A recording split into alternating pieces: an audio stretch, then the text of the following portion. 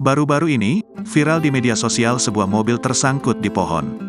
Sebelumnya bahkan diketahui mobil ini sempat terbang 10 meter dari jalan raya.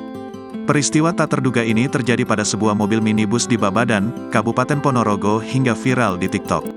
Dalam video yang viral tersebut tampak sebuah mobil tersangkut di atas pohon. Mobil yang cukup besar itu terlihat setengah bagian tubuhnya tergantung di atas pohon setelah melintasi sawah sejauh puluhan meter. Melansir dari Banjarmasin Post, penampakan mobil yang tergantung di atas pohon tersebut langsung viral setelah diunggah oleh akun TikTok @pakekooke78 pada Jumat, tanggal 16 Februari tahun 2024. Dalam video tersebut, terlihat sebuah mobil berwarna hitam yang diduga mengalami kecelakaan. Hampir seluruh bagian mobil mengalami kerusakan dan tergantung di atas pohon. Peristiwa tersebut terjadi di sebuah sawah sekitar 10 meter dari jalan raya. Namun, sawah tersebut tidak mengalami kerusakan sedikit pun, yang menimbulkan dugaan bahwa mobil tersebut mengalami insiden yang menyebabkannya terbang sejauh puluhan meter.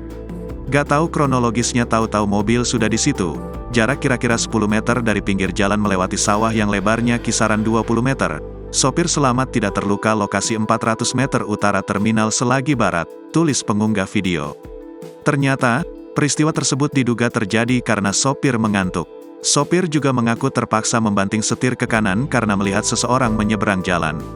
Akibatnya, mobil langsung menabrak tumpukan batok kelapa di pinggir jalan dan terbang ke arah sawah. Beruntungnya, tidak ada korban serius dalam kejadian tragis ini. Melihat kejadian tak biasa ini, warganet berbondong-bondong langsung membanjiri kolom komentar unggahan tersebut. "Kok nggak masuk akal ya? Masak mobil bisa terbang?" ujar warganet. "Sama persis kejadiannya kayak dulu suamiku di tahun 2021, di luar Nurul.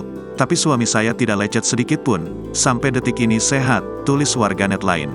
Download Tribun X sekarang, menghadirkan lokal menjadi Indonesia.